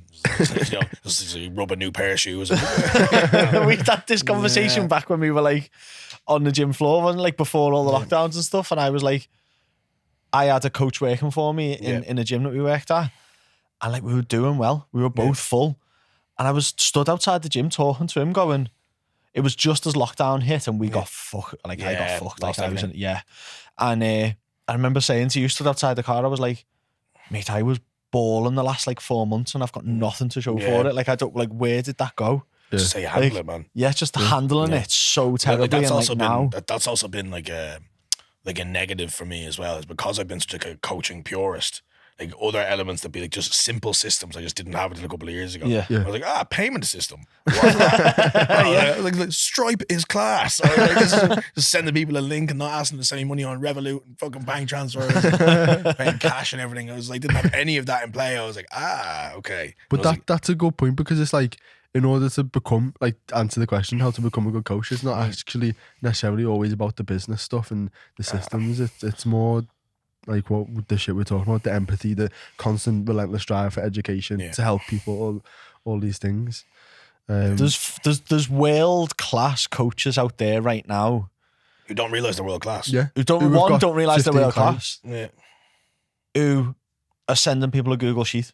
They're getting fantastic results. They're like changing people's lives, and they're probably still taking a bank transfer and sending a Google sheet out because it's not the system in the background. They're just a phenomenal. No, it's true, man. Like, there just have a phenomenal ability to do. There's people out there who are absolutely incredible at what they do. They just haven't had the opportunity to show it. Yeah, I was like that, man. I'm not going to turn around and go, I was absolutely incredible at what I did, but I knew my standard as a coach. I had this like feeling. I was like, I have fuck all clients, but I know I'm really good at this. Yeah. You know, that's what it was. It was exactly like I was like, I spent all this money and all this time learning.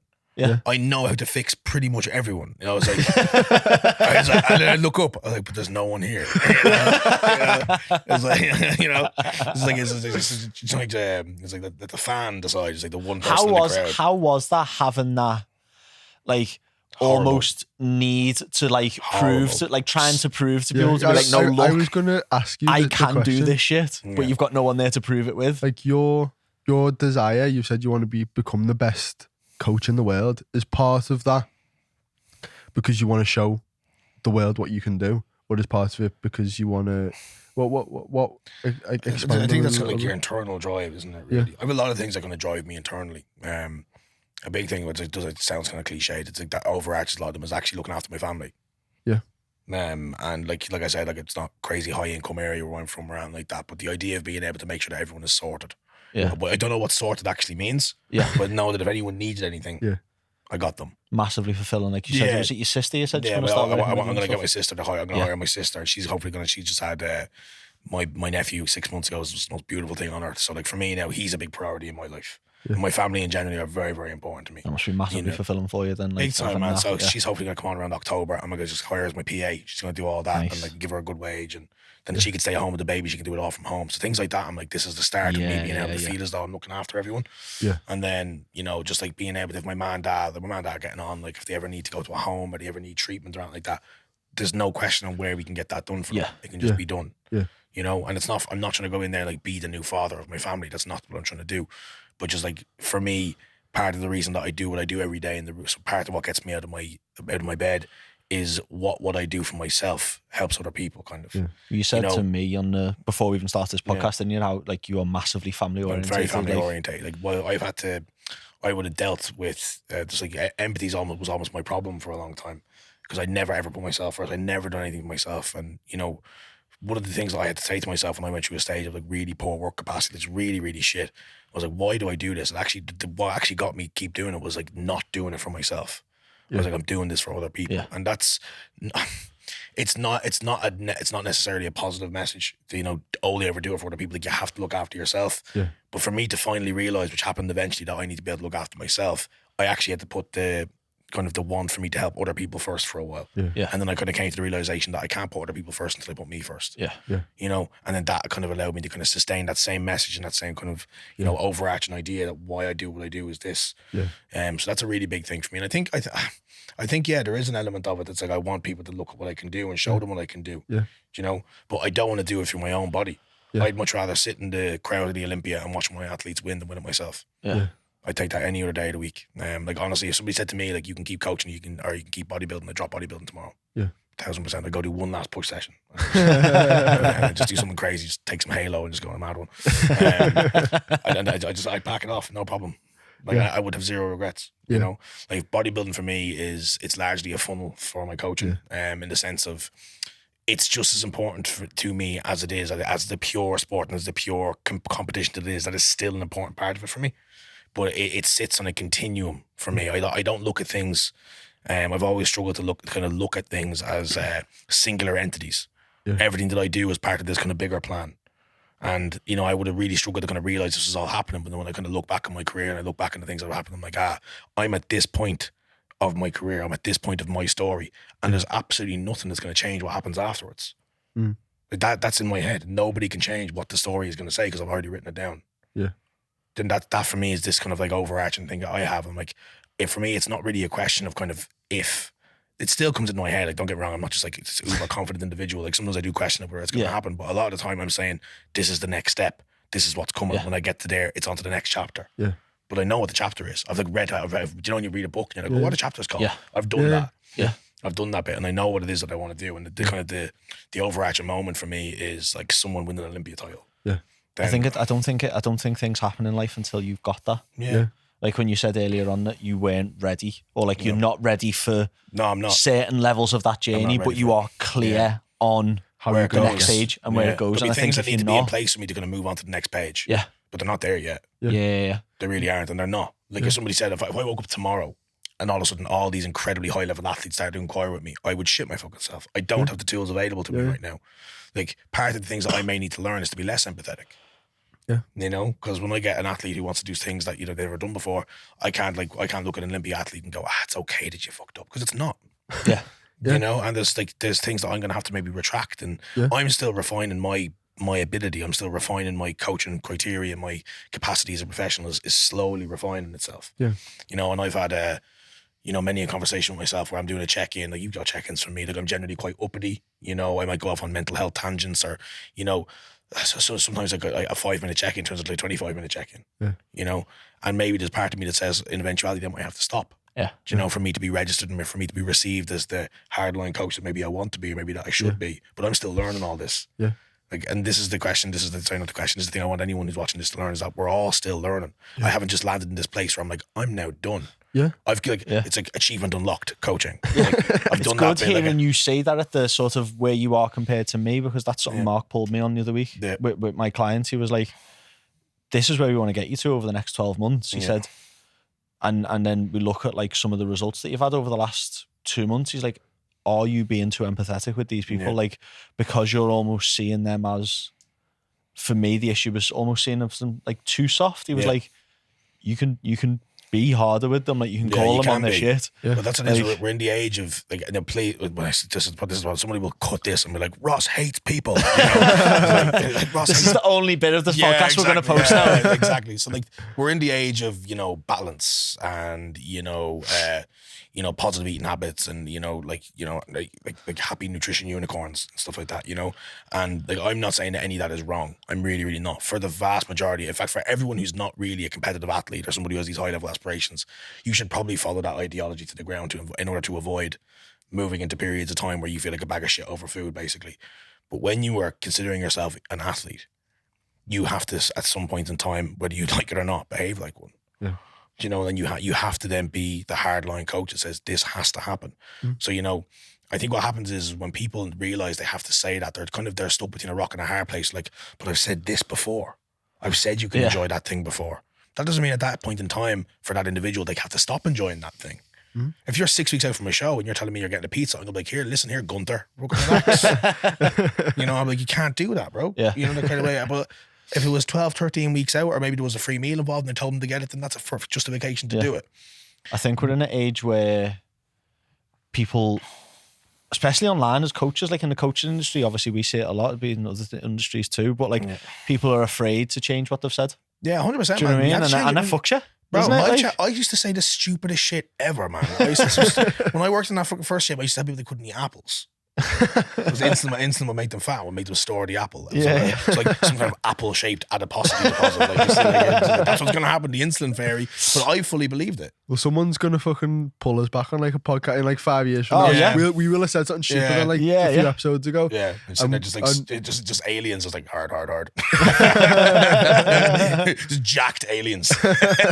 Who's just discovered the secret, just never ever When lose this issue. podcast is huge, when? Yeah, exactly. When? Yeah. There's going to be like them first podcasts where we were I'm sat on my dining We're gonna room have to table delete them. just chatting We'll have shit. to We're not. delete them. We're going to leave them. And some troll is going to go through them who just Yeah. hates us Yeah. and be like, you said that hypertrophy is achieved by this, and we know now by the study that it's not. And it's like, okay, They're gonna well, pull a Joe I've been- Rogan and like just pull I up know. all I've the been doing it for 6 times you months. said things that are wrong. You know, that's a really cool point that you made. You know, when you said when it's big, Yeah. talk to yourself like that. It's powerful. Well, we're massive. I don't know if you ever listened to any of the episodes, but we always talk about vision planning. And like Yeah. what you've just said, you wrote down exactly what's happening. This is happening now. You're at this stage. You can see it. You know what's happening next, and it's just a journey that you're going along. Yeah.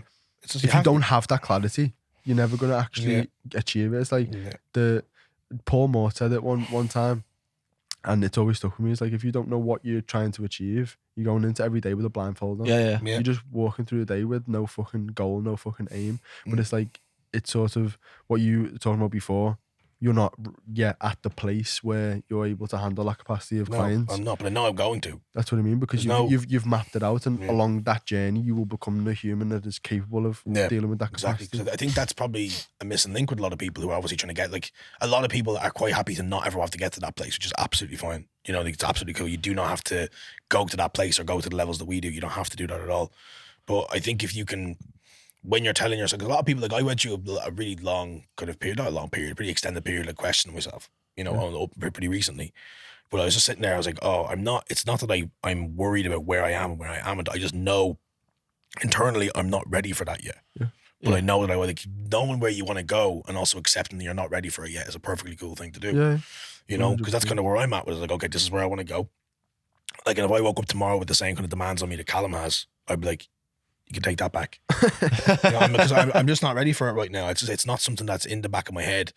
You know, this is where you're going to go to. This is where you're going to be. This is what you want, and you're going to have it tomorrow. Because that's not the reality of the situation. I'm 2-3 years, I'd say, away from that. Yeah. Now, I also said I was 2-3 years away from that. Most of it doesn't happen 2 hours Like later. 2 hours later, I'm going to say he's going to walk out here now, and Carl's going to be like, by the way, here's we've got 6 these 4 pros that need to start with you now. Exactly. Here's 600 clients. You know, but I don't think you'd ever eat, like, I don't think life, I view life as like a game. Life wouldn't present you with that opportunity until you're ready for it anyway. Yeah, that's like it. you It won't, feels you, like practically, you wouldn't physically be able to create that opportunity for yourself until you're literally ready for it. Yeah, anyway. you'll fuck yourself over. You'll just fuck yourself out of it until you can. It all has kind of like handle there's it, like an won't you? internal meaning to it all. Yeah. Like I think the whole 7 or 8 years of like busting my ass for nothing and then being presented with the opportunity in my life, I think that happened for a reason. Yeah. Yeah. You know, there was like, okay, we're going to show you just how close you can get to having to fucking pack this in. Yeah. So when we give you this opportunity, you better grab it with both hands. And by J's, I still haven't let go of it. Yeah. You know, I'm just like fucking okay.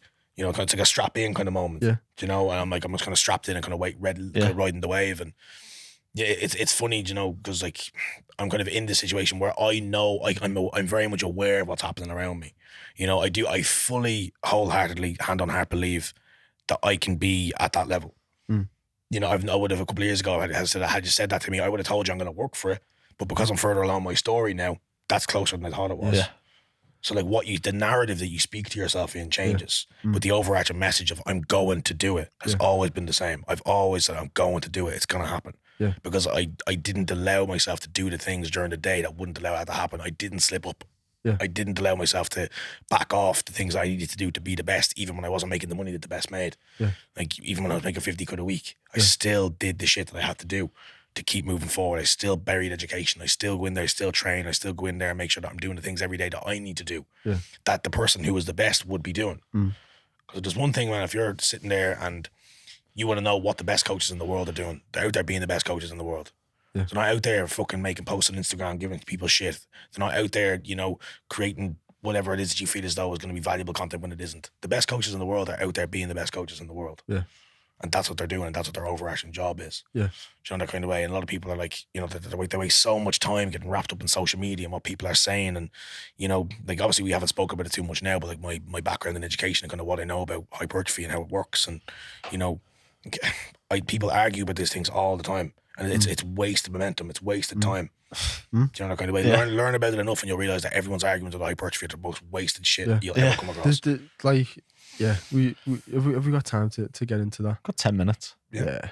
I think we should get into that. But let's wrap up that question. It's like, to me, everything you've just said, there's like obviously there's certain things like we need empathy, we need education, we need to actually want to help people, but the underpinning thing is just this relentlessness. Yeah, the willingness to work. Yeah.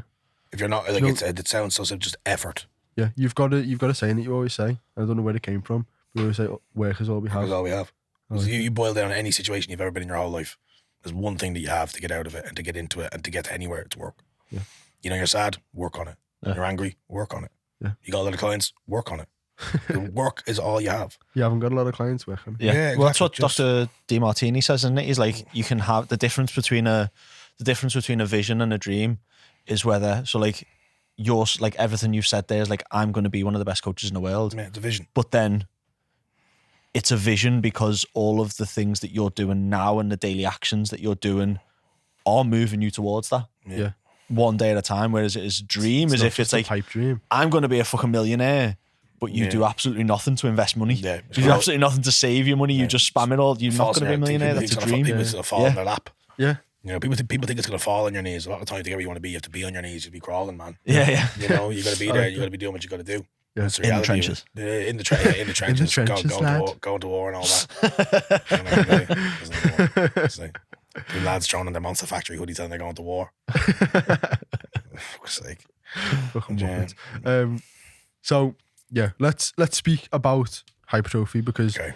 The last 10 minutes. Let's explain the most complex thing on earth in 10 minutes. Strap in, boys. So right, I want to start off with the point what you've just mentioned. Is like there's all these different methods. There's all these different methods of how to build muscles. Like what people don't understand is that it's all just doing the same shit. When you actually understand because what we see is we see people doing this in the gym and getting massive, and then we see people doing that in the gym and getting massive, and then someone will try this and it won't work, and they'll try that and it did work. So that's the way. Yeah. So fuck what he's doing. That's stupid. We need to do it this way. But actually, they just don't understand what the underlying mechanisms, what's actually going on physiologically. And if you just actually understand that, you understand, right? High volume does work, low volume does work. Everything works. Yeah. It's just understanding what's the appropriate method for you at that time. Exactly. Like a lot of the time, right, what people are getting wrapped up in is they're arguing with each other. Yeah. Reps in reserve, RPE, training to failure, high volume. Look at all these things that we disagree on. All these things are so different. Hardy. Why not sit down, have a conversation like, okay, what is it we all agree on? Yeah. And when you start figuring out what everyone sees as the same and what is kind of universal to every prospective training modality that you have, you actually start to learn about hypertrophy and how it works. So hypertrophy is underpinned by an environment, not by numbers. Like if you look at it objectively, it's a physiological process. It's a physiological response. So, you know, your body's not sitting there with a calculator going, that's 1 rep. It's 2. That's not what's happening. It's an environment. It's a shift in the internal environment of your body that triggers a certain response from your physiology. So that's normally governed by full spectrum motor unit recruitment. So in English, what that means is that the signaling process of your brain to your tissues are working at their highest propensity that they possibly can. All of the neural networks that lead to your tissue are firing at the same time. From that point onwards, then what we need is a certain level of what's called actin and myosin cross-bridging or myofilament cross-bridging. So they're the kind of individual myofilaments of tissue. They're what makes up tissue in its most individual and kind of smallest spectrum. They're all kind of optimally converging with one another and creating contraction at an optimal rate. There's not too much distance, not too much short, and they're all going to happen at the same time. And then there's something that's called a certain level of distal fatigue. And distal fatigue is essentially going to be the fatigue away from the more central part of the nervous system, more like within the singular limb itself. That's what needs to happen for the most part. There's other elemental processes that go on. Now, what does that actually look like externally? Is it looks like a slowdown in contraction velocity. So when we actually look, okay, what is an effective set? That set is going to slow down beyond the control of the individual performing the set in the first place. That's when you've done, quote unquote, enough. Your job is then to create more enough over the course of X amount of time. Yeah. It's to do enough, but more enough than you did the previous time. That is the basis. That is the basis of hypertrophy. That is the best explanation you could possibly give for what it is. So this is what it is. In a really basic sense, this is why everything does work. And people get so up in arms with everything does. The fact that everything works excites the fuck out of me. Yeah. Yeah. Like, what the fuck? You know, this is an incredible thing that we all understand. Like, everything works. Why does everything work? Because then we can have more conversations, right? Because programming, it doesn't necessarily give you the how, but it does give you the why. And finding those commonalities between all programming, like I said, it's not going to tell you how it works, but it is going to tell you why it works. You know, that kind of way. Because looking at this program as this is how to grow is one singular framed, you know, silly mindset to be in when we know that this is something that's so internally complex that it can't possibly be governed by that. And then we have the basis of high volume training. The basis of high volume training is kind of the same thing. But what causes that slowdown in contraction velocity is a buildup of metabolites. It's the actual buildup of kind of incremental elements of metabolism within the tissue themselves. The pump, if you will, slowing down the process of contraction, creating X amount of mechanical tension. Mechanical tension is the overarching factor that influences hypertrophy. When we all went to PT school, it was mechanical tension, metabolic stress, and muscle damage, or whatever. Muscle damage, you actually don't want too much of it. It's really bad for you. Metabolic stress is attenuated, or is kind of the byproduct of a significant amount of metabolic stress is actually mechanical tension. So mechanical tension is the overarching factor in all hypertrophic adaptation. And what we're trying to do is find different alternate means and kind of, you know, valleys or, you know, kind of sails, if you will, of trying to get to that place. And that's what programming is. The whole basis of programming actually is. Yeah. Is understanding that process, but nobody ever seems to talk about it. You know, and you're like, oh, just how much volume do you need for X? How little volume do you need for X? Like, notoriously bad research is done in the realms of hypertrophy. It's terrible. Yeah. It's absolutely awful. They can't quantify volume. They don't film reps. They can't do anything that allows us to measurably say this is how it works. Because if that was how it works, that's how everyone would do it and it would work. That's not what happens. And you're kind of up in arms about it because, like, my thing about the whole thing is, like, if we started to have conversations about what we all agree on, they would conduct better research. Yeah. If we all had conversations about what we all agree on, we would all have a better idea of exactly what's happening when hypertrophy is about to occur. But in reality, what everyone decides to focus on, because it's either better for social media or it's more emotionally governed within them as an individual, is what we disagree on. And it creates more disbanded thoughts around hypertrophy and makes more confusion for everyone. Hypertrophy is a very simple process when it comes to actually trying to achieve it from within a set, but it's just a very complex thing internally. And we use that complexity and we translate it as something external. In reality, we almost translate it so externally that we forget it is an internal environment. And that's what we need to focus on the conversations around hypertrophy in.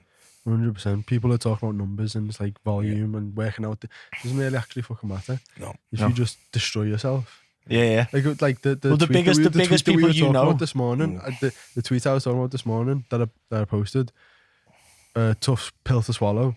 Your legs won't grow because you train like a muppet. It's like they will grow if you just train properly. It doesn't matter about your program, it doesn't matter about that. But like, were you going to say something? Because I want to go back and make that what you've just said a bit simpler for people. Well, we've got we're coming up at the end, but like, no matter, you find the biggest person, the biggest people you know in bodybuilding and strength and anything, it's their ability to work hard in whatever modality they've chose. Effort is the overarching factor in hypertrophy, isn't it? Effort overall. 100%. So, can you relist the 3 things that you said drive hypertrophy, and we'll speak about what that is for normal people? So high spectrum motor unit recruitment. So it's essentially going to be the kind of signaling of the brain to the tissues. You're going to have a certain amount of motor units that kind of intercept, if you will, all the muscles that you have. We need all of those guys firing at the same time, and then we need them firing at their highest capacity. So essentially all the electricity you can possibly send to your tissues to do the things that they do is happening at that point in time as much as you possibly can. So basically all of your muscle fibers contracting at the same time. All of the signaling processes are firing at the same time, not necessarily contraction. And that only happens when you approach failure. Yeah, generally. So when you're training 5 reps away from failure, you're probably not fully recruiting all of your muscle fibers. As you get closer to that 0 reps away from failure, you've hit failure. Exactly. Your body's absolutely applying every single muscle fiber. Every training modality that we have is given its value relative to how it frames that environment.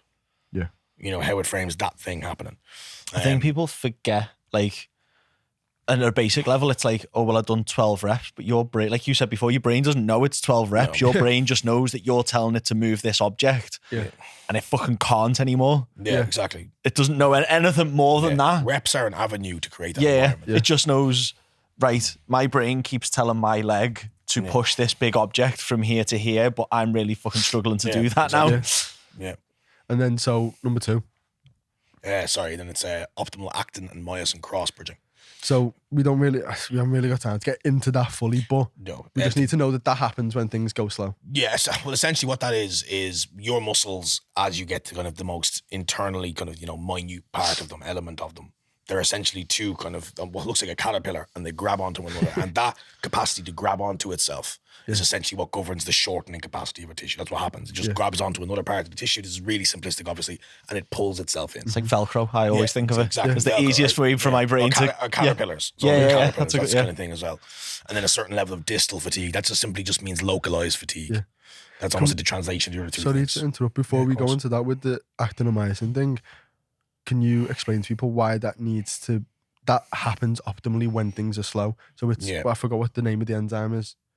The reason ATPase. ATPase. That's so when the contraction slows to a certain point, our ability to resynthesize ATP increases. So therefore, we can do more actinomycin cross bridging. Yeah. So when it's essentially the movement propensity. It's like when you're shortening a tissue, or when you're moving your arm this way, those guys are pulling each other together. Yeah. But then when you're lengthening a tissue, it's pulling them apart. Mm-hmm. And there are certain points within that kind of that interlinking process where more of those guys are going to be interlinked than they would be if it was fully lengthened or fully shortened. So they need to be in that kind of position of kind of maintaining integrity there. Mm-hmm. And that's kind of where it happens. So it's essentially just like, are your muscles doing things that muscles do? That's what is it doing that appropriately? Like, are you just sitting there in like a hyper stretched position where nothing's happening? Then they're probably going to not cover as much hypertrophy as you will be if you're moving, though, if you're actively allowing the tissue to work through its functionality. That's really what on a basic level that is. Mm-hmm. And you're doing that in a way that's appropriate. So you're not like moving like a cunt, basically. So that's going to be kind of where that comes from. So far as it being optimal myosin is translated to optimal movement, really. And then the last thing is distal fatigue, which is essentially just a localized level of fatigue, which is translated into what we see externally as a slowdown in contraction velocity, which sounds like a crazy made-up term. Velocity is the speed by which we move. Contraction is the kind of the propensity for movement, the speed by which we are moving, and it's involuntary. It slows down without us being in control of it. Yeah. And once you start getting to that point, you're getting close to hypertrophy town. Yeah. That kind of way. And then how close you park there is going to be relative to how far you can push it. Yeah. But you might not actually need to park that close to it to get there. You can walk. That kind of way. And that's where we look at training. Then sometimes you end up going straight through the place and going through the wall and burying yourself in the basement. Yeah. And you've really fucked it. You've done like a triple fucking mega drop set. But once you recover, you're still going to grow. Yeah. Because we've all ended up in that same area. It's almost like a geographical location where certain things happen. I like that way you think about it, because we often, I've spoken about in the past, is like when you get to a certain level of proficiency with training, you have to selectively decide when to bury yourself. Yeah. Sometimes you don't have the capacity. So this week, my Ross has just ended my mini cut because stress is just through the roof. So like when I'm training now, I'm still bringing ruthless intensity, but it's not to the point where I know I could take this extra rep and murder myself and then be in the bin for 3 days. Yeah, exactly. I don't need to do that because I know that I'm in hypertrophy town. Yeah, exactly. Because you can do that when you have a respect for the fact that this thing is kind of multifaceted. Yeah. If you only have a singular appreciation for what works, you'll only ever do that thing that you think works. So if your thing is failure, you'll only ever go to failure, and you'll just train for 2 days a week, and you're like, oh, this works. And if you're just training like with 4 or 5 reps in reserve all the time, you're just constantly potentially going to be leaving reps on the table, and you're going to look like an absolute fanny. You could never. I just find it so there's nothing wrong with reps in reserve. On research on paper, there's nothing wrong with it. I just don't think I could ever look up and after I left 5 reps in reserve going, ooh, that was kind of hard. I just don't think I could ever bring myself to do that, because again, another thing that should decide your ability to work towards certain training modality is what do you enjoy doing? Yeah. Like, what do you like to do? I probably don't need to do the crazy shit that I do in the gym that people see me doing. I just fucking love doing it. Yeah. And it works. In a kind of way. It works because everything works. It works for the same reason that X works. Yeah. All of these things work for the same reasons. Yeah. That's got to be a big factor in it. I don't want to go into it too much, but like actually enjoying the modality that you choose. Man. Like if you give me that like training with reps in reserve, I like burying myself. I like him burying me in a training session. That's not going to work for me. Exactly. So I need a training program that lets me bury myself. Yeah, exactly. But in a way where I'm not and then you have to have the training twice a week appreciation. and then just being crippled for like 6 weeks. Yeah, and you have to have the appreciation for the training modalities. So that if you need to, you can then remove yourself from that framework. And this, because what people like don't realize that a lot of people's opinions on training, they're not opinions; they're your own personal values. Yeah. People get emotionally attached. Your training is a translation of your values. So what we learned about me and my appreciation of coaching and my attitude towards coaching, it's quite similar to how I train. Yeah. I'm going in there to do nothing but work. Yeah. You know, because that's my time to just break away from the other work that I do. Yeah.